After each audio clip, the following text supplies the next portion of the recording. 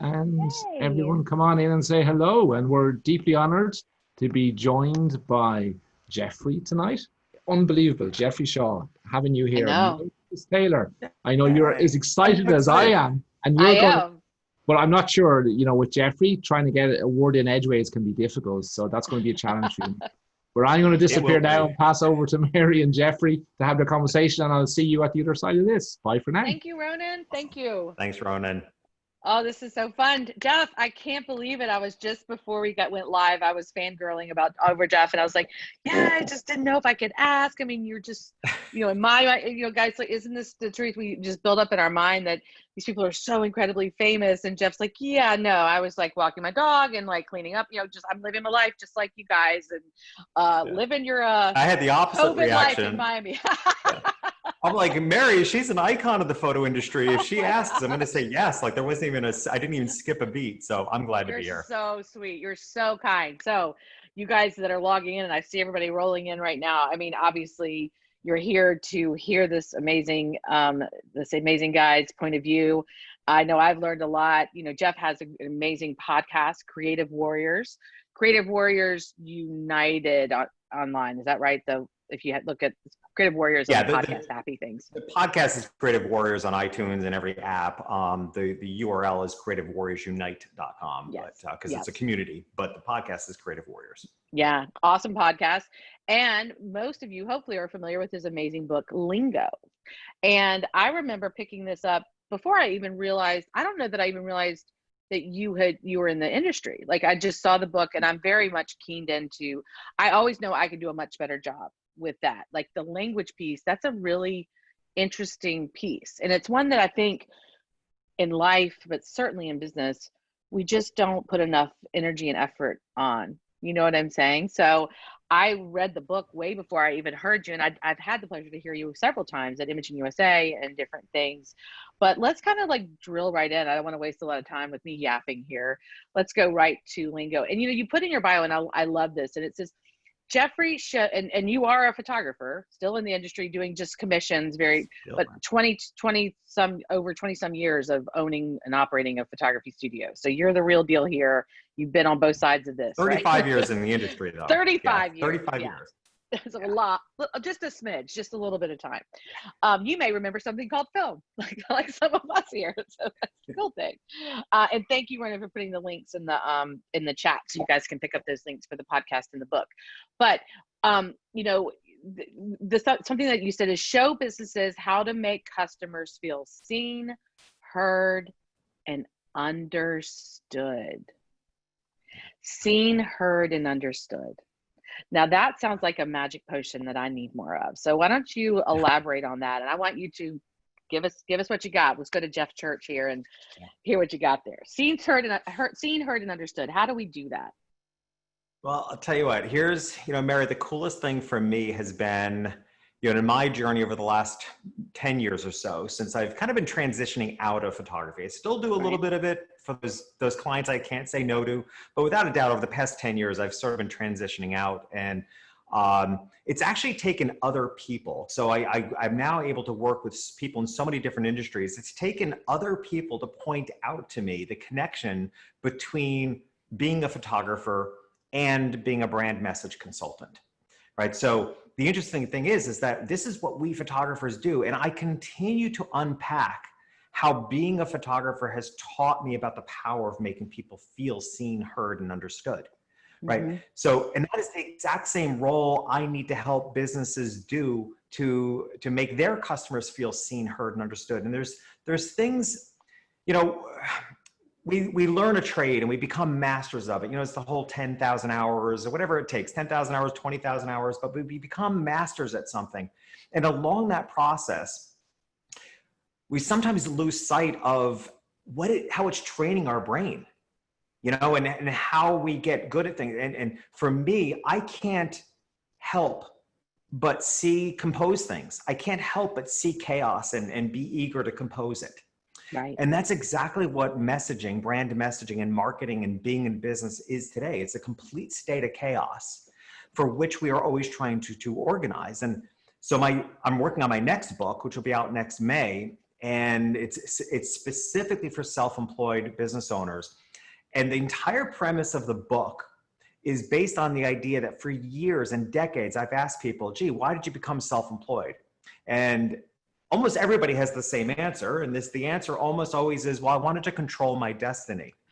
Yep. And I always answer back, right? And I always answer back and say, so how'd that work for you? I was going to say, so how's that working out for you? How's that working out for you? Yeah. Everybody becomes self-employed thinking they're going to control their destiny, but they're entering completely uncontrollable circumstances.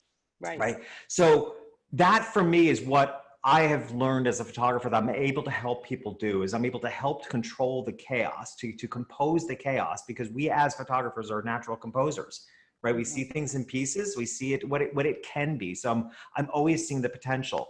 So oddly enough, for me, it's really been a singular journey, if you will, even though I've had a couple different iterations of career. It's been very much a single journey. To go from photographer to brand message consultant, and a lot of it has to do with how my eye and brain is trained around the power of making people feel seen, because that is the answer to a successful business, honestly, or at least the answer to attracting your ideal customers. If you can make them feel seen, heard, and understood, why would they not choose you? Because that's such a rare occasion in business, that a business makes us feel seen, heard, and understood. So if you can do that for the people that you're meant to serve, how could they not choose you? Yes. So how do we do that? Like, what does that look like? So and I agree with you 100%. And I'm just thinking, and I understand this, and maybe many of us out there right now that are, chiming in and that will see this, we get it, but how do we do it? Like, how do we do it? Okay. So what does that mean? Yeah, so I actually teach a 5-step process, and I'm happy to go through it in a light form, right? So in Lingo, this is the 5-step process. And by the way, writing Lingo, I kept saying to my editor, because I know my audience, where they tend to be not just creatives in business, but creative thinkers, right? They can be they can be an engineer, but they're a creative problem solver. And because of that, we're not the most linear thinkers. So I kept saying to my editor, we need to write a linear book for non-linear thinkers. So I wanted to break this down to a system. So I spent a lot of time defining what I felt were the primary emotional triggers that made people feel seen, heard, and understood. And so we'll go through these 5, if you will. And I'll preface it by saying that these 5 steps need to be done in order. And I'll explain why at the end, but it will make sense to you as to why they need to be done in order. And it's at any time, as a business often needs to do, they need to reevaluate their positioning in the world. And right now, Mary, this is more important than ever. I keep saying over and over again, every business needs to rebrand, reconsider where they're at, because the world has changed so dramatically in the past 3-4 months. Right? Every business needs to reconsider how they're positioned. Are they saying the right things? So it's the perfect time to consider these 5 steps. The first step is understanding the perspective of those that you're meant to serve. So the audience that if you understand, I keep saying those you're meant to serve, because that to me is who your ideal client is. Your ideal customer. That's what I was going to ask. Right. Those that you're meant to serve, right? They're not the ones that you want to serve because you think they're the most profitable. Right. I can't tell you how many, in my 22 years of having a storefront in Greenwich, Connecticut, super wealthy town, and people knew that I had a clientele that was very wealthy. I cannot tell you how many photographers came to spend the day with me because they thought that working with wealthy people was the road to riches. Right. And I would meet them, but it was obvious to me that clientele wasn't who they're meant to serve. Right. So those that you're meant to serve has to come from within. It has to come from your own work, interior work, to define who are you meant to serve. I grew up lower middle class in a tiny, small country town in upstate New York. But I realized that I was meant to serve wealthy people, and not because they had money, but because of their life values. I had very similar life values as they did. I've had life insurance since I was 19 years old. I always planned for the future. I had an overwhelming sense of responsibility to preserve life and to capture life moments, which is what drove me into photography. Right. And what I found is that the town in which I grew up in didn't share those values because it was a lower socioeconomic group of people that were struggling to get by month after month. They couldn't plan far ahead. I needed to find the people in the world that I'm meant to serve that had the discretionary income to plan ahead.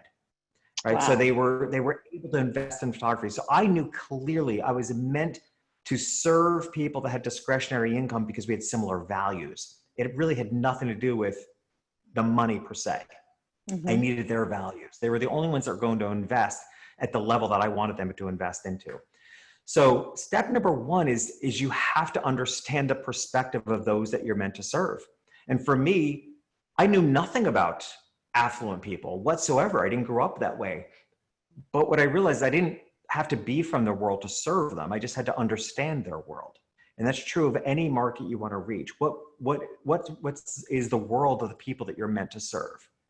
And dive in, get to know their world, read what they read, go where they go, shop where they shop, even if it's an entirely different existence from your current state, right? So I did that for months where I embedded myself in every luxury experience that I could possibly afford. And every dollar I made went into a meal at Le Cirque or some upscale restaurant. Not a bad way to get a training, by the way. Well, I was going to say, well, there's worse things in Yeah, this it's world. not horrible. It's not horrible. I love Le Cirque. But it was a constant reinvestment. Yeah, it was a constant reinvestment into understanding their world. What do they see? What makes them feel seen, heard, and understood? So you simply can't move forward. You can't go past go until you're willing to step into the world of those that you're meant to serve and see it from their perspective without judgment and without assumption, right? I work a lot, you know, just as kind of a sidebar, I speak a lot in HR, at HR events, human resources events. And their challenge is trying to hire millennials. And of course they're challenged by it because they're not doing the work to understand the real mindset and values of millennials. Because if you get to know them, you'll understand that I think it's the first generation to get it right. They have so much. I wouldn't disagree with you. As the parent of some millennials, we probably would. I mean, let me stop. And I hope we get to all five because these are all, but if we don't, you have to buy the book. You should buy the book anyway, let's be honest. But you said do the work, and we've heard a lot of do the work, especially in the past. If you haven't heard it, maybe you're not listening, but do the work because we can't give this to you. And so I would think that this HR in that situation, you can't expect the millennials just to tell you what we need to do to understand them. You need to do it. So this is what you did. You did not come from this background, but you knew who your ideal client or who you're meant to serve was, and you did the work. Do you think, Jeff, that is an issue that a lot of people maybe in closer to our age group, that we don't put our ego aside to do that work? I mean, isn't that a problem with a lot of business owners or people maybe right now? It is. And, and you can never, you can't blame what you get on your lack of willingness to do the work. If you're not willing to do the work, you're going to get that in return, right? Yeah. So I think it's a lot of judgments and assumptions. I think business owners make a lot of assumptions about their so-called target market. And I say it that way because I actually hate the term target market. I hate all marketing terms. They're all horrible. Like, we shouldn't be referring to people as a target, right? And that's what I'm my point. Like, it's those business owners that think of their customers as an audience to target that are, I think, less likely to do the work. Where if you think about those that you want to work with as those that you're meant to serve, I think there's an openness and a desire to want to know more about them. Yeah. Right? A simple little tip I think that represents this is that a lot of businesses battle with email marketing, and they don't want to email too frequently. And I find that's actually rare for most, at least people in my world, rarely does a business owner I know email too frequently. It's usually that they don't email often enough. And if you think about it from the term of relationships, you might change your behavior. So a tool I did, so years ago, I have a lot of friends that are on my email list and such, and I've always excluded them from my emails because they're my friends. They're not going to hire me. And I figured it's almost like I don't want them to know that professional side of me. They're my friends. Right. So I've excluded the list until I had this epiphany about a year or so ago. about, well, what if everybody on my list is my friend? What if I behaved with Wow. everybody on that list like they're meant to be my friend? So I added my friends in the list so I could then be far more conscious of how frequently I emailed. And what I found is that for the most part, I wasn't emailing often enough because, you know, my friends would be offended if they don't hear from me for a couple months. Yeah. Right? How does your mother feel if you don't pick up the phone and call her every now and then, right? Right. You realize that often we're not stepping up enough. If we think about those that we're meant to serve as our friends, we're often not stepping up enough to show up for them and build that relationship. Oh, I love that. That's So, a really great point. yeah, I agree love with you. that. I think it's Treat that email list like they are your friends. What a flip. I mean, what a just a paradigm. I mean, that's a major paradigm shift in your thinking, how you would handle it. Okay. I'll be quiet and let you. I'll so try do to the be work, quiet. you know, Do the work. And it should be fun work. If these are the people that you're meant to serve and that you are curious about them, this should be fun work, right? This should be you wanting to know them more. So that's step number one. Step number two, which I actually think is the most powerful human emotion, is familiarity, right? We're so drawn, you know, there's so much talk in the world about getting out of your comfort zone, but let's be real, we enjoy our time in our comfort zone, right? So understanding what feels familiar to the people that you're meant to serve, to understand what makes them feel comfortable is honestly, it is a major emotional hook for people. They will be drawn to you. If you understand what feels familiar to them in their own world, they will be drawn to you in ways that you can't. It's almost subconscious. I'll actually tell you a real quick subconscious story because it just cracks me up to this day. So when I moved to Miami 4.5 years ago, I didn't plan on moving here permanently. I came down for 3 months, but it was in the back of my mind that I might because I enjoy it here. So numerous people had told me to check out this neighborhood called South of Fifth, which is a neighborhood, residential neighborhood south of Fifth Street on Miami Beach. And so eventually, like a week before I was supposed to leave, I went and visited this neighborhood and I felt instantly in love. Right, there's this gorgeous park in the center with bluffs overlooking the ocean and a restaurant in the park. And I fell so in love. Within 2 days, I found an apartment, a lease, and I drove my Lexus SUV to the Mini dealer and I left with a Mini Cooper. Within 2 days. I just fell in love so much. Shortly after, I went to a new accountant to set up an appointment. And I mentioned to him that, you know, that the rent was the same. I was paying the same amount of rent. I said, so much for saving money in Florida. Like my rent was the same than as it was in Manhattan. Granted, a bigger apartment, it was on the ocean, but it was the same rent. And he said to me, he said, you do know the area you chose was designed to attract New Yorkers. I said, what do you mean it was designed to attract New Yorkers? He goes, well, didn't you notice the park was modeled after Battery Park? And the restaurant is Smith & Wollensky Steakhouse, which is an iconic New York City steakhouse.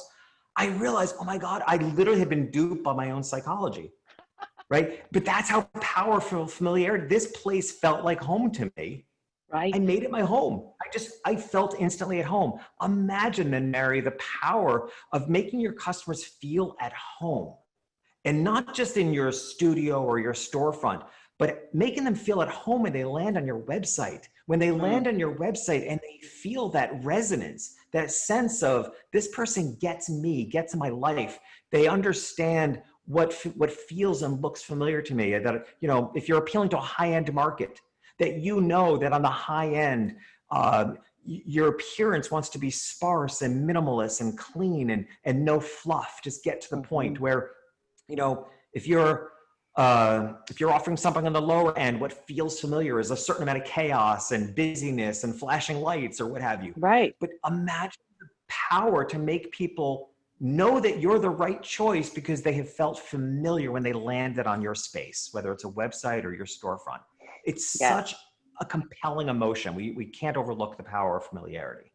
Yeah, because it's anything. I mean, even if I don't get a ton of mail, but you get the mail, there's certain pieces that just pop, like because I'm attracted to them. The simplicity, or it's got a very full, it's very green, or maybe it looks beachy. I'm a beach person, and I'm going to go to that first, or the way the paper I think it's going to feel because it looks textured. Like those are all things that I go to now, certainly over the bills, but you know what I mean? Like other magazines or things, I mean, they look maybe, I don't know, blingy or flat. I'm not probably maybe not even open them, but it's just all those things. So same thing with digital marketing, with the way you're presenting your website, your social media posts, like what's going to stop the scanning, right?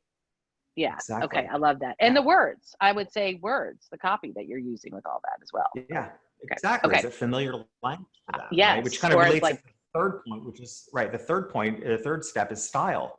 And that's understanding their style. So you're capturing them in their style. The power of understanding their style, speaking in their style is that's what stops people in their tracks, right? When you able to capture, whether it's their style of humor, whether it's their style of casualness versus formality, whether it's their style and look, whether they're a bright, fluffy, lots of serifs on your fonts type of person, or are they clean and cut?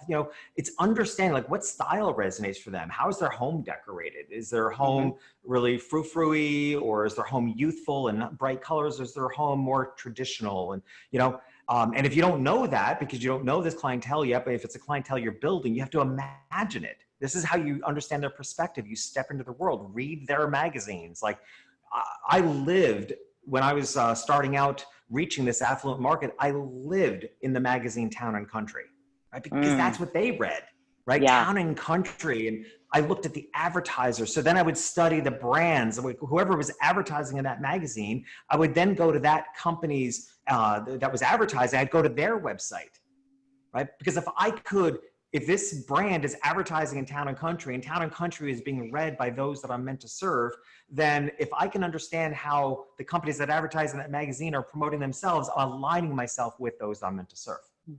Right. So that's the work. And this is not hard work.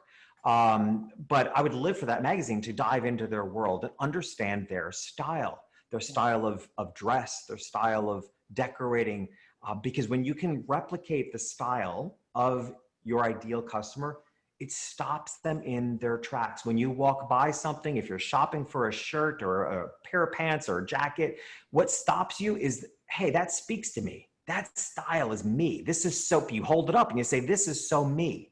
Yes. Right. So style stops us. And that's really, and whereas familiarity is such a deep emotion, style is a little more surface level, but no less important, because in today's noisy world, that's how you stand out. If you're reaching, I'm thinking of photographers, if you're reaching high school seniors, then you need to be representing yourself in the style of high school seniors, because you need to stop them in their tracks. It needs to be cool. And I'll give you another little tip on that. Working with as many businesses as I do and I review hundreds and hundreds of websites. And I have a very particular process by doing that. I have people fill out an application because I want to hear what's coming from somebody's heart first. And they write out the application, and then I go see if what they've written comes across on their website. And I can tell you it never does. 98% of the time it doesn't. It doesn't, yeah. I can see that. A trick, a tool that I've begun suggesting to people is that I can go to that same person, that same business owners, I can go to their Instagram page, and I can feel like I'm getting the heart and soul on Instagram, because they somehow have adapted to the Instagram voice, and they're presenting themselves more authentically, more casually. They're motivational and inspirational. But then I'll go to the website, and the website is stale, outdated, and boring. Yep. So what I've begun doing is saying, look, it's particularly, like I said, I'm thinking of photographers, high school seniors, look at how you're behaving in Instagram and bring that vibe to your website. Because that's what style is. Style is a vibe. So you want to understand what's the vibe of the people you're trying to reach and capture that. And like I said, I see so many business owners on social media being themselves, casual, inspirational, doing really cool things on Instagram, and their website is boring and dry and dated. Yeah. So look at how you're behaving on social media and bring more of that onto your primary marketing platform, which is your website. Oh, that's a really good tip. Style. I'm so guilty of that too. There, definitely. Yeah, I know. Yeah, well, you know what? Our websites get dated so quickly nowadays. It needs to be a permanent, ongoing process. You need to be looking at it all the time, because what you need to say and how you need to say it is changing all the time.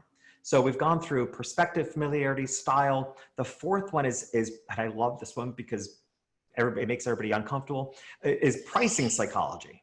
Okay. Right? And it is pricing psychology. Like I almost don't care what you charge. Actually, to be honest with you, Mary, whatever anybody charges for their products of service is completely arbitrary. Okay. It's completely arbitrary. I mean, you can literally, I picked numbers out of the air to build my photography business when I was rebranding and launching in this affluent market. Because there was nothing for me to compare it to. I wasn't going to compare myself to other photographers because I would never have been able to pay my bills based on what other photographers were charging. Right. And I kind of compared myself to painters. I was like, gosh, the people I want to serve are spending $20,000 for a painted portrait of their kids. I can do a really good photograph for half that price, or a series of photographs for half that price. So okay, I want people to spend $8,000 to $10,000. How do I accomplish that? Well, then the pieces that they're going to want to buy have to add up to that. Right. And it was completely arbitrary. But here's the thing. Here's what pricing is really all about. Two things, actually. Pricing creates perception. All right? It creates perception about your business. If you price yourself too low, you're creating a perception that you're not that good. Mm-hmm. Plain and simple. Pricing creates perception. Think about it. You go to a restaurant that doesn't have prices on the menu. What's the perception? Expensive. It's expensive, right? If you go to, I actually show an example in the book how 4 different ways that $35 can be represented. It can be just a 35, no decimal point, no zeros. It can be 35 with a dollar sign. It can be 35 with a dollar sign, decimal point, and 2 zeros. And it can be $34.99. You get an entirely different impression of $34.99 than you do $35 with no decimal point, no zeros, no dollar sign. And it's 1 penny different, but you get an entirely different impression. Yeah. Right? $34.99. It's so cost conscious. It's 1 penny. So pricing creates perception. So a business needs to decide how do they want to be perceived in the world and make sure they price themselves accordingly. If you want to be perceived as being high quality, you can't be discount priced. Likewise, and this is where the magic happens, you have to price yourself aligned with how your ideal customer sees themselves in the world. Again, you have to understand their perspective. If they see themselves in the world as only deserving of the best, only the best quality, they are only going to choose businesses that are expensive. That's how they see themselves in the world. Yes. Mm-hmm. Right? If they see themselves in the world as needing to be cost conscious, and it's no judgment here. If that's how they're living, that they need to be aware of every penny, they're going to go to businesses that appear incredibly precisely priced, like, Walmart pricing, where everything's priced to the 100th of a cent, right? It's $37.63, right? Yeah. Because that communicates a message of cost consciousness. So you have to understand, how does your ideal customer see themselves in the world? And how do you price yourself to create a perception that matches how they see themselves in the world? And this is such an important, I refer to it as a filter, quite honestly. I refer to it as a filter because anytime a business says to me that they're spending a lot of time trying to convince people of their prices, they're trying to get out of the conversation being asked for discounts and such, every time I hear that, it's like, well, it's because you're creating the wrong perception. Your customer has to know roughly what they're stepping into before they even waste your time. And it's so valuable to do that. Mm-hmm. Yeah, that make sense? Absolutely. No, that does make sense. And I mean, yeah, and I understand everything you're saying. So talking about pricing and how you're communicating how are we communicating the pricing? So are you an advocate for pricing to be upfront and out there? Are you more, you know what I'm saying? Like, how are you communicating the pricing to those potential clients? I'm usually not, unless you're trying to win on price. And here's the key. Right. If you're trying to win on price, disclose your prices. Yes. If you're not trying to win on price, don't disclose your prices. I agree. Okay. Because you want to get into conversation, right? Yes. So here, I'm going to step aside from the 5 steps here for a moment and kind of create a visual for everybody that I think is so important. And I have to be honest with you, this is like one of the most exciting things in the new book, because I call it hug marketing. And I love this term. Because this is how I've learned to think about marketing, right? Again, I said earlier that I hate marketing terms. And one of the marketing terms I hate is a marketing funnel. Like, really? Like, we're nice and open at the top as we collect people, but then the closer they come to our world, we squeeze them through a small hole? Like, it's a terrible analogy. It is. So I don't It particularly really like is. the idea of marketing funnels. I get the idea, you know, one thing leads to another, but here's a better way of thinking about one thing leads to another in hug marketing, which is, if you think about it in rings, all right? So on the outer rings, there are people in your world that you don't even know about, right? They may be following you on social media. You may or may not be connected with them personally, but there's people way in an outer ring somewhere, right? For which that's why you're putting out your content. That's why you are putting out your content day after day and feeling like nobody's watching. The truth of the matter is, you don't know who's watching yet. But by doing so, hopefully they take a step in. Maybe they connect with you on LinkedIn. Maybe they start following you on social media. Maybe you'll see, oh, this is the new followers on Instagram. They've taken a step in.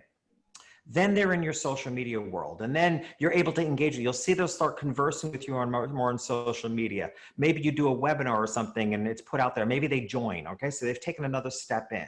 And then maybe you've given away a lead magnet, something valuable for them, and then they opt in for that. So now they're on your email list. They've stepped in another ring. Now they're on your email list and you can interact with them personally. Maybe you invite them to a course or something you're doing. They take another step in. In the end, they become a customer. And even deeper drilled than that, they become a loyal customer and or also a source of referral. That's when you're hugging them. You literally have taken people from an outside and you're bringing them closer and closer and closer. And what I love about this idea, Mary, is I feel like it puts the burden of responsibility on the business owner to do the work, to bring people from the outside in. We're not entitled to this. We're not entitled to anybody's money. Yes. Yes. Right? We're not entitled to it. They work really hard, right? Wealthy, not wealthy, I don't care. They've all worked hard for their money. We're not entitled to it. We need to build the relationship. And I look at it as, how can I get them closer to maybe being in person with them when quarantine is over and we can literally hug them. Maybe right? One day. That's why I call it love hug that. marketing. But that is a funnel market. That is funnel marketing. I mean, that's what you're calling it, hug marketing, which is so much nicer. I like that way better. It's just a negative energy. Yeah. And it's just, it puts the burden of responsibility in how you think about it, right? It's less cold calculated. It puts the burden of responsibility on what how you go about it. So that brings us then to the last step. Let's make sure we get that in, which is, okay, so let's reiterate where we're at. We've taken the time to understand the perspective of those that we're meant to serve. We've created an environment that feels familiar to them, environment even online and digital marketing. We've created an environment that feels familiar to them so that they're hooked. We have portrayed ourselves in a style and a brand voice that aligns with who they are. That's what stops them in their tracks. And we've created a pricing perception that matches how they see themselves in the world. All right. So what's next? Now you can actually speak to them. Right now, the fifth step is lingo. Now you can speak their lingo. And I mentioned earlier, the reason why these 5 steps have to be done in order is that businesses are inherently built backwards. And this is what I see every day. People have an idea for a business. Maybe they were even, like myself, a hobbyist, right? Photography was a hobby and then it became a career. So there's this hobby to career transition. So there's an idea for a business and we get really excited to create a logo and we print out business cards and then we launch a website and we fill the website up with words, probably talking all about ourselves. And then we spend the rest of our lives trying to convince people to fit into the box we created. We're trying to convince, we're trying to sell people every day, and it's frustrating and we don't like it and we're not even comfortable for many of us, right? The right way to build a business is to do this work. Understand their perspective, what feels familiar to them, portray yourself in the style that resonates for them, align with their pricing psychology, how they see themselves in the world. Now you are armed with the material and the information to actually speak their lingo, right? And in doing that, you have completely reversed the typical business model from going at people to what I call empowerment marketing. The role of marketing today is to empower people to choose you. Now, don't get me wrong, you're literally creating the environment. For my new book, I just interviewed a psychologist yesterday about the psychology of priming. So priming is, you're literally creating the environment for the outcome that you expect. Okay. It's the philosophy that, you know how you've never heard of something before, and then suddenly you hear about something and then you can't unsee it. Yes. Right? Somebody tells you about a movie or a book. That's because your brain has been primed. If you didn't know about it, you wouldn't see it. But as soon as somebody tells you, oh, have you heard about this book? You'll see it everywhere because your brain has been primed to recognize it. Yes. The power of that in marketing is that the deeper you can understand your customers, the more empathy you have for them, the more work you've done to deeply understand them, you can prime the response you want, which is you want them to become a customer. You can prime that response by speaking their lingo, asking the questions that you know are on their mind, right? Talking about things in their life that you might point out. So I'll give you an example. I love this. Talk about priming. I worked last year with a company that they're a bedding company, and I'm always really careful to enunciate that because it's B-E-D-D-I-N-G, not on versus betting company. Got it. Bedding. They make comforters and pillows. All right. So, but I love, so when we're diving in deep, really getting to know their customers, one of the things that I said one day at a random call with the company, I said, and I'll ask you this, Mary, or everybody listening, how many of you sleep with one foot outside the comforter? Like, right? Almost all of us do. Somehow we all think we're the only ones that do that, right? But we certainly don't talk about it. But the cool thing about this company is they make these comforters and pillows out of milkweed. So milkweed is a very unique substance, and it's kind of a substitute for down, if you will. But one of the unique characteristics of milkweed is that it's very breathable. So there's a much better temperature control with their comforters. The reason we put a foot outside the comforter is because all our nerve endings are on the bottom of our feet, and it enables us to control our body temperature. That's why we do it. So on their website, when we were featuring the benefit of milkweed comforters, when we were featuring the benefit of temperature control, how you won't have the night sweats, but you'll stay warm enough, how it controls, we literally posted, imagine a comforter so comfortable, so controlled, temperature controlled, you won't have to put your foot outside the comforter. So many people the company has told me how many people have written them to say, oh my God, that's like the coolest thing to ever put on a website. It's just so quirky. Yes. But it's like knowing them. Like if you know people do that, why not point it out? That's empowerment marketing. That's what it means to prime, right? So that you're creating the environment for the response you want, but you're giving others, the reason I call it empowerment marketing is you're giving others the power to choose you. In today's marketing, the minute you try to sell yourself or convince somebody to choose you, they back up, right? So you need to create the environment, get to know them, pose the questions, and let them choose you. You've set up the environment for them to choose you, and then just let it happen. Okay, let's just say that one more time because it's. I mean, like I always feel like Oprah sometimes when I hear really brilliant things. So what you just said was the empowerment marketing or the priming.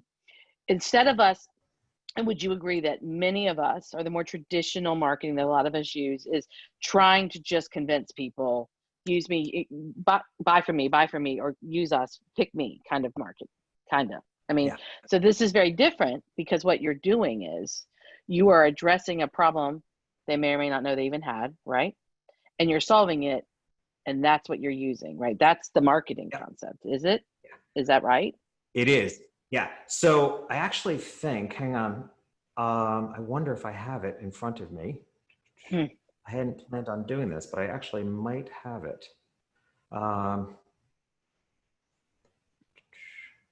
Take your time. We're good. Let's see. Everybody's hopefully writing down a lot of notes. I'd love to use about this. Nope, it's not that one. Here's the quote. Okay. All right. This is for another presentation. It just happens to be on the same computer, so I'm pulling it up real quick. It's not your job to prove your value to anyone. It is your job to find the people who already value what you do. Okay. That's the concept, right? It is no longer in business your job to prove your value to anyone. It's a waste of time. You're going to spend way too much time trying to convince people to choose you, to show your value. It's a waste of time. Put all your effort towards getting to know who you're meant to serve. Step into their world, understand those 4 components about them, and then the 5th one, speak their lingo. Do that work, and those that you're meant to serve will connect with you. Now, that's not to say you can just, build a website and leave it sit there. Obviously, there's a marketing to it. There's a getting the word out there part, right?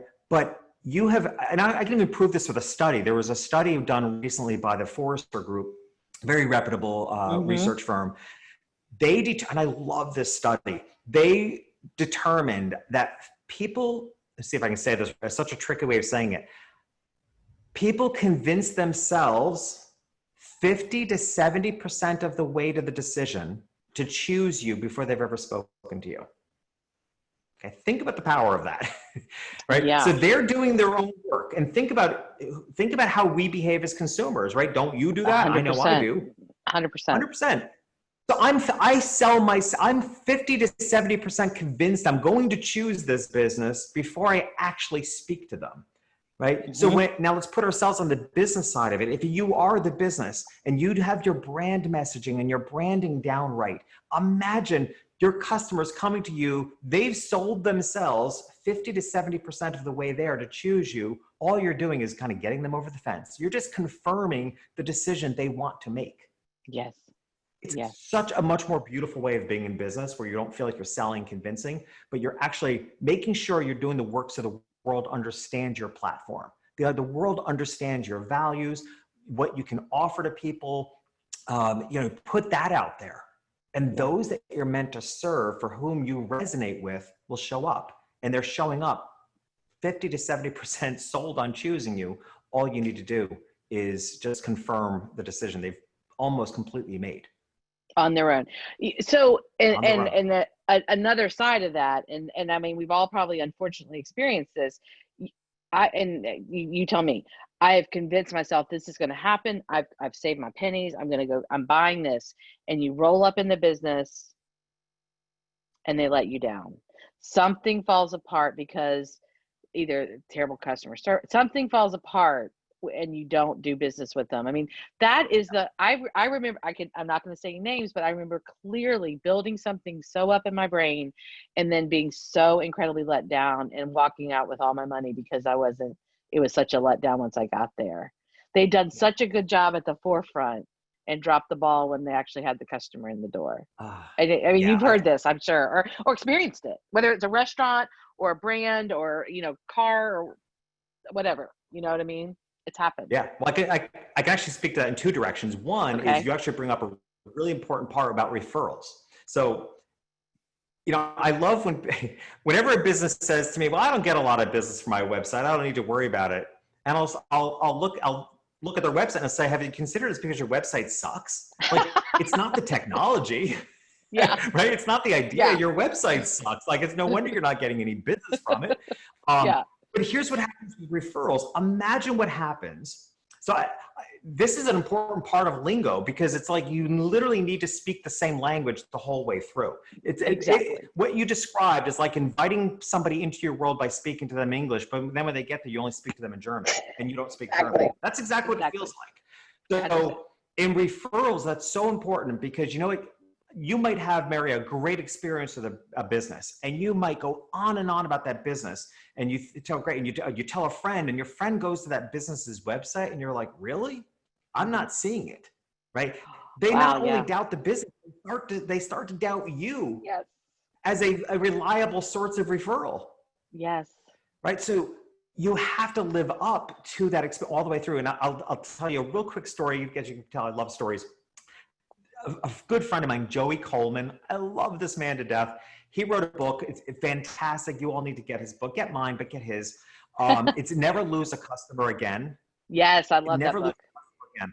He tells the story in the book that represents this perfectly, and I'll never do the story justice compared to Joey, but it's such a good story to exemplify this. He says, imagine, let's compare courting your customers like courting a loved one, right? So let's say you meet who you think is the partner of your dreams, and you date for a while, and then the relationship gets serious and it's an exclusive relationship, and then eventually you get engaged, and there's a 6-month or 8-month engagement, and then you get married, and the big day of the wedding comes along, and it's a big celebration, and that night you escort your loved one to the hotel room, and you pick your partner up, and you walk your partner to the bed, and you throw your loved one on the bed, and you say, Bob will take it from here. Wow. He tells this story so good. Isn't that exactly what it feels like sometimes? Yeah. Like you've been, right? I mean, yes. they might have brought you into the world with really good website and really good brand messaging, but then the experience is terrible. Or, somebody has sold you to work with this company or this brand, but then, they hand you off to a salesperson that doesn't have that same vibe. Mm-hmm. Right? It's important. A question I ask in a workshop that I do, which seems like such a random question, but I ask a series of questions. And one of those questions is, do you consider your customer to be high tech or low tech? And there's the very specific reason why I ask that question is because it relates to customer service and the continuation of lingo. Because if you identify that your ideal customer is high tech, then I followed it up by saying, well, then you need to look at every touch point in your business. And are you maximizing technology for that experience? Because you can't attract the high-tech customer and then only require they pay you by some, mail in a check. Yeah, right. If you attract the ideal customer, you have to have the systems in place that continue the language of high tech. Mm-hmm. Right. I'll even go a step further to talk about how you can leverage this. In my photography business, I have always asked my clients, what's their preferred method of communication? Mm-hmm. And I ask that, it sounds like a customer service question, like what's your preferred method of communication? It's one of the things we ask up front. We're going to work with you for the next couple months or what have you. What's your preferred method of communication? The answer we're looking for is for them to say texting. That's actually the answer we're looking for. But I want to know because, that's going to tell me how, it not only tells me how we're going to communicate with them. Like if they say email, then that's how we're going to reach out to them. That's how we're going to communicate with them. I want the client that says, my preferred method of you communicating is texting. And the reason is because that tells me right up front, this is a client that doesn't have a lot of time in their hands. They're not going to get overly caught up in every little detail of it. They're going to leave me alone to do my job. They're going to leave me alone to do it. They're the client that's going to say, you know what, Jeff, would you pick the frames out for us? I don't have time for that. Jeff, will you write our holiday greeting for our card? Sure. Right. They're on the move.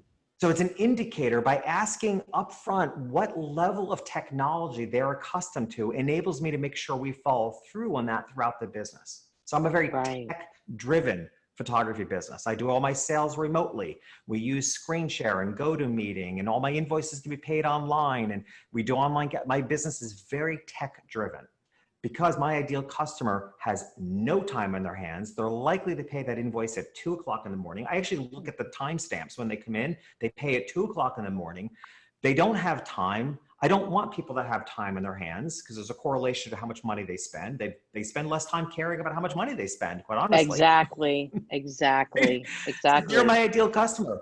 Right? So to your point, Mary, which is so well taken, it's like you can't break the lingo. You have to follow through. You have to make sure the experience they have is every bit of the promise that you've made for them up front. Yeah. But make the promise so that you can get them in the door and then make sure you have the systems in place to follow through.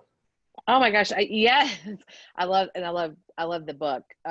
Joey Coleman's book, I forgot about that story. That's so funny, but it's incredibly true, passing it off. But I love your point about the high tech. And, I think that there are certain photographers, not probably the newer generation of photographers, but maybe people, this is my 25th year, 26th year in business, think, oh no, our client's low tech, because for some reason in a lot of our brains, we think low tech means they value printed portraits, albums, whatever. I don't think that's true. And I have a feeling you're going to say the same thing, because I'm assuming that's what you sell. Just because they're high tech doesn't mean they want everything digitally delivered. They just don't want to have to mess around with you. They just want to get it done. Do your job. I'll do my job. Bye. It might be how do they get to that result, right? They very well may want traditional wedding albums, but how they get to that result. So here's the word that I've adopted to really represent. I'm going to give you like two, they're kind of assumptions and generalizations, but I think a lot of times it could be, we've talked about so much today. I want to point people in a direction that I think Okay. will really help them. So I'm going to kind of capture two of those. One is regarding customer service. Not all, but most of the people that you will serve in the world are looking for what I would refer to as a frictionless experience. Okay. All right. And I say this because look at how successful other frictionless customer service businesses have succeeded. Uber, Lyft, TaskRabbit. I don't know if are you familiar with TaskRabbit? Like nobody, you know, I live on TaskRabbit because I can't hang a damn shelf to save my life. Like yeah, we have a different one here, but I know what you're talking about. I'm there. yeah, Yes. I'm completely inept. I barely know the right end of a hammer. Like literally, to me, let's face it, the handle looks like the other part, right? The handle really looks does. like it should be the part. It really does. Right? And who has time for that, really? I mean, yeah. So TaskRabbit is the app, you know, but it's so easy. It's frictionless. I can go on TaskRabbit. I know the task. I want to hang shelves, hang curtains, whatever I want. You know, I can go TaskRabbit, find a tasker, and somebody who does that task and pay for it. The credit card's already in there. Boom. It's frictionless. Uber, Lyft, all those apps are based on a frictionless business model. So that's what people are craving in business. And it's not just the millennials. yeah. Right? They're craving a frictionless experience. So you want to look at your business. You don't want to have those points of friction. That's why I went to remote sales in 2008, I think. I went to create remote sales for my photography business, which meant I created online galleries for them to preview their choices. And then we would have our sales meeting, if you will, via screen share. So they've already narrowed down. I sent them 40 proofs to review on a gallery. I told them to pick their top 10. They chose their top 10. We did a screen share meeting discussing how they would use those top 10. I created a frictionless experience because the biggest friction in the lives of those that I served at that time was the fact that it was during the Great Recession. The economy had tanked. So my Wall Street clientele, those that had jobs were now working the jobs of 2 or 3 people. They didn't have time. Right. So my biggest friction point in my business was time. And I could, you know, I didn't want to lose my business for not being able to get people in. So I created a frictionless experience so that, because what I noticed, the symptoms of this, by the way, were things like people were canceling their appointments. They were canceling their appointments at the last minute. There were a couple of no-shows. Those were indicators that there's friction between my business and those that I serve. And if they showed up, they're stressed out. They're stressed out. They're stressed out. Right. So time became, I realized, a big friction. Now, mind you, Mary, 20 years prior to that, when I started my business and charged a boatload of money for what I did, I sold that I gave them a lot of my time. The sessions were 3 hours long. That was like my primary selling point. Right. Because in the 80s and 90s, people's lives were different. Right. So they saw value in having a lot of my time. It flipped. Right. Time became crucial. So the friction point was time. So I needed to figure out how can I remove that friction point. So I created a frictionless sales opportunity. I love that. That enabled me to eventually close my studio because nobody came in. And by the way, here's another cool way I tested it. When I switched to this model, I gave my clients a choice. They could either normal paying procedure was they could pay the session fee, and then the rest would be a deposit when they place their order, you know, standard stuff. I felt I didn't know how this new frictionless business model was going to go. So I figured I better protect myself because what if I never heard from them again? So I required a really large deposit. So I gave my clients a choice. I said, you could either pay the traditional model and come into the gallery and we'll choose your portraits together. Or if you prefer a more frictionless, you know, at-home experience, I can do that for you. It just requires a substantial deposit, which was a few $1,000s, which will apply to your order. It's just a deposit. There was no fee for the service. It's just a deposit. Yes. Yes. From the moment I offered that, not one person came into my gallery for 2 years. Not one. Shut up. Really? Don't really shut up. And that's why I closed my gallery. I saved myself $50,000 a year in rent because I didn't need the storefront. Of course. Right? Because I was speaking to, I removed a friction point. So I'm encouraging everybody listening in, pay attention to the friction points between you and your customers and give it up, right? Give up the friction point. Think of it in the music industry. You know, how many times did companies try to stop streaming music because they knew it was going to affect their business? You're not going to win the battle of friction. You're not. Yes. Right? Yes. They didn't win that battle. We stream music now. Musicians and such had to figure out a different model to make their money. It's not from selling music anymore, right? Not the traditional way. Look at the friction points in your business, remove them. That will show the greatest amount of empathy and compassion and understanding and making your customers feel seen, heard, and understood than anything else. You understand them well enough to know what's friction points in their lives and you remove them. How could they not love you? I'm so Right, in love with you right now, if I wasn't already, because we're doing this very thing. Now we're late. You were an early adapter. We're doing this because the pandemic has taught us that we can do more online than ever. It's better for our environment. I mean, just not in your car and rushing and rushing. And what I'm hearing from my clients, and it's so timely, is that people don't want to rush around. The one thing with the stay-at-home thing has given a lot of people is this time in their homes with their families, with their pets, with their just themselves, and they don't want to give that up. They're not ready to get back out there to the rise and grind, right? Frictionless point. Okay, got it. I'm using that. Frictionless. And you know what, Mary, I love that you brought up, you know, the current state of the pandemic and all, because you know what? Every crisis, and I've been through a few of them now because I've been in business long enough. Every crisis speeds up what was coming anyway. You are so right about that, brother. It just speeds up what's coming anyway. All these companies that are now, you know, Twitter, their employees never have to come back to the office. Well, guess what? Remote work was coming anyway. Yeah. Like, there was no question. This is because I speak in HR events. This is what I'm saying. It's like, you need to, as a company, you need to give up your resistance to remote work because it's coming whether you like it or not, because the workforce you want to hire does not want to come to the office every day. Exactly. Get over yourself and just adapt.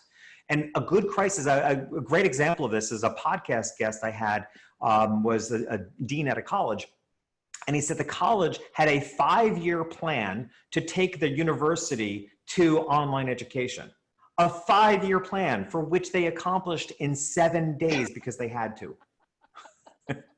Right? Isn't it funny how that works sometimes? Yeah.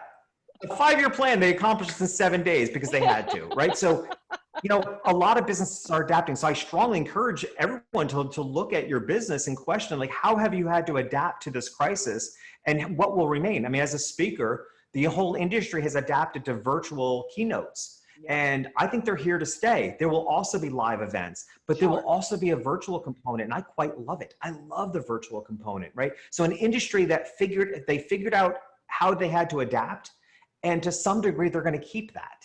Yeah. Right. So it always just speeds up a change. So I told you I probably was going to give 2 big takeaways or two.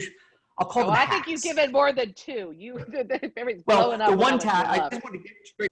One was the frictionless business model. You can go a long ways in improving your business and making your customers feel seen, heard, and understood if you adapt the mentality of a frictionless business model. The second one, kind of going back to pricing, because I know people battle with this.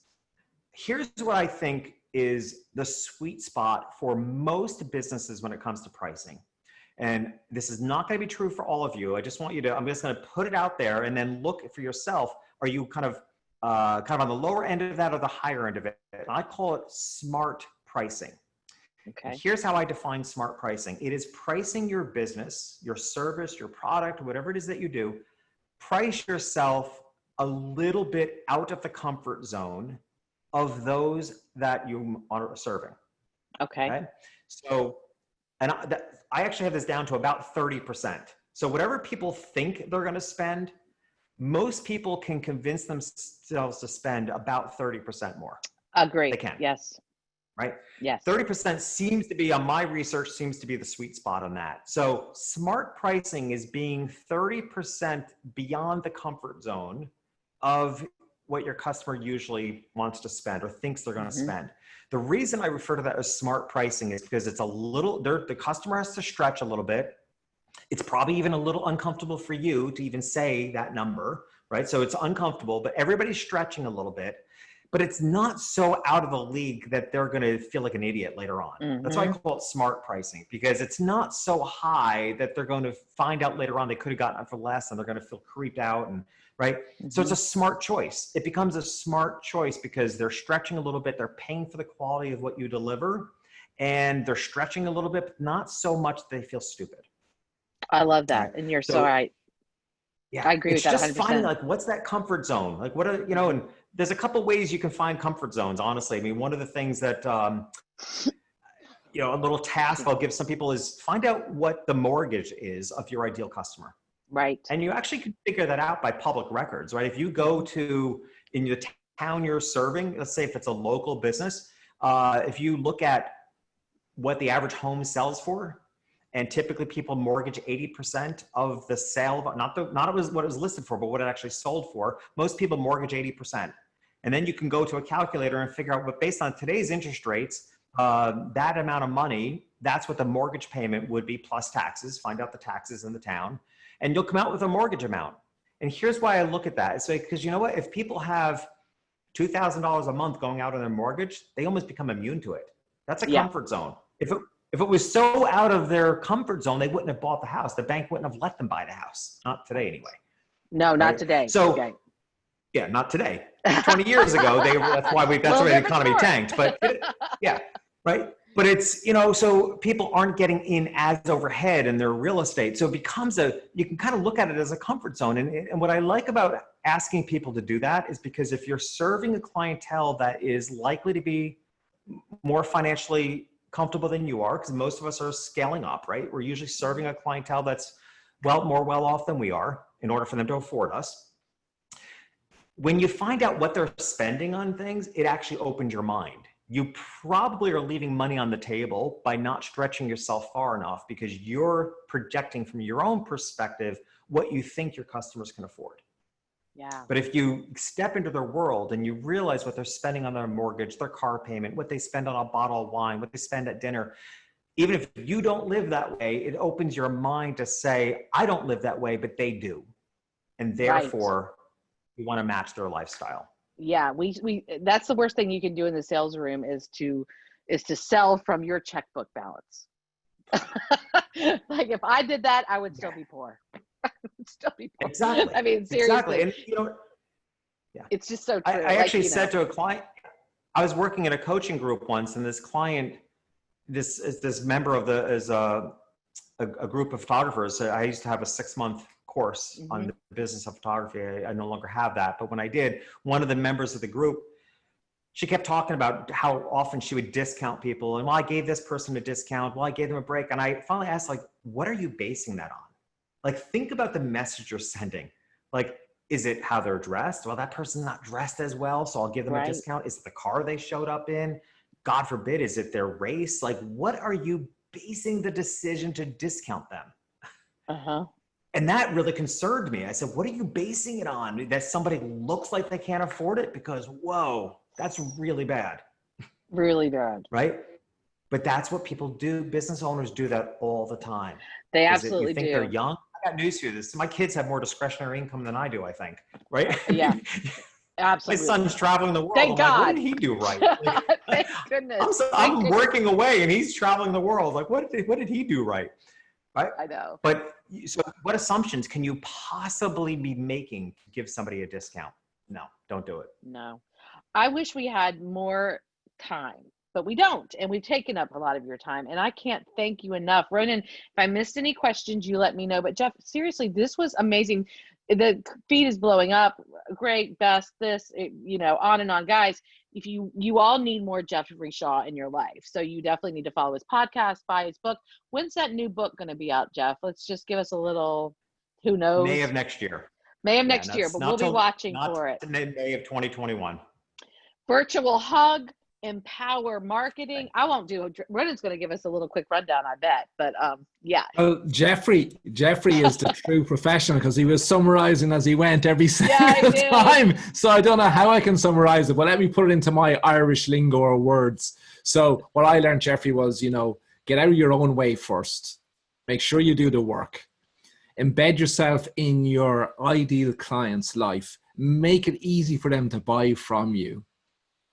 And just take away all the friction. Make it easy for them, like Amazon do with the one-click buy. It's the same thing. Just make it easy for them, and then adopt tech into your business. Because if your client is tech savvy, but build into your questioning to determine that and to make sure that they are your ideal client. So I just I don't know. I've got a book full.